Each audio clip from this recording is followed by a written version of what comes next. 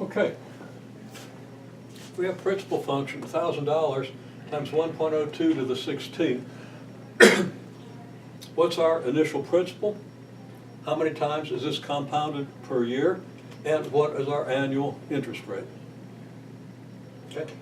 So, stop and think that through. See if you can answer that question. If you're in class today, hopefully you can reason it out. If you really understand everything we've done up to this point, including stuff you've probably forgotten from 3 weeks ago, because you might not have reviewed it, we just got back from break. I understand that, but you need to get this in your head because this is a great big chunk of the course. Very important for your own personal finance to understand compound interest. And very important because it's a paradigm for exponential functions, and you really need to understand those to have your options all open to you in your education. Okay, so what's our initial principal? Well, that would be the $1,000, wouldn't it?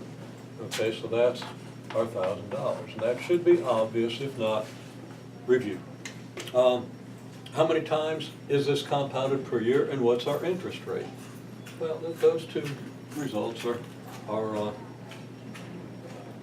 related, but we're raising 1.02 to the 6t. Let's think about the meaning of 1.02.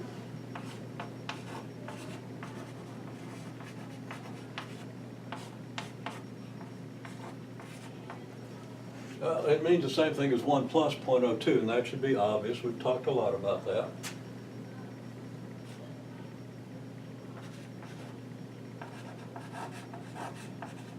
So this adds 2%. Okay? You have what you started with plus 2%, right? And if you multiply that by a number, you get a number that's 2% bigger. So 1.02 times a number is that number plus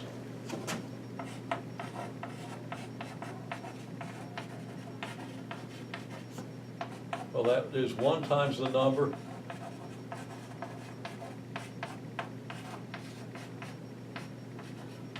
have to abbreviate the word number, but it's 1 times the number plus 0.02 times the number. Since 1.02 is 1 plus 0.02, we have that, which is the number plus 2% of the number. Okay, so this corresponds to adding 2%. Now,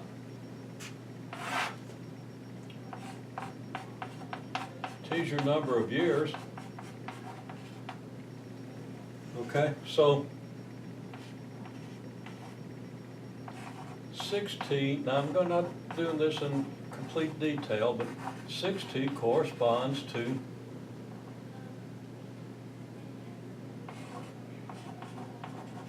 6 compoundings every year for t years. So what we're compounding per year, or the number of times we compound per year, is 6. Okay? Now that means 6 times we add 2% to whatever we have at the beginning of that 1/6 of a year period. And that means your interest rate is going to be 6 times 2%, or 12%. So, working backwards,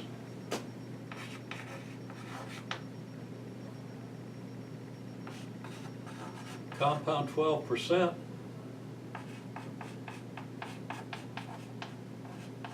six times per year, means we add 1/6 of 12%.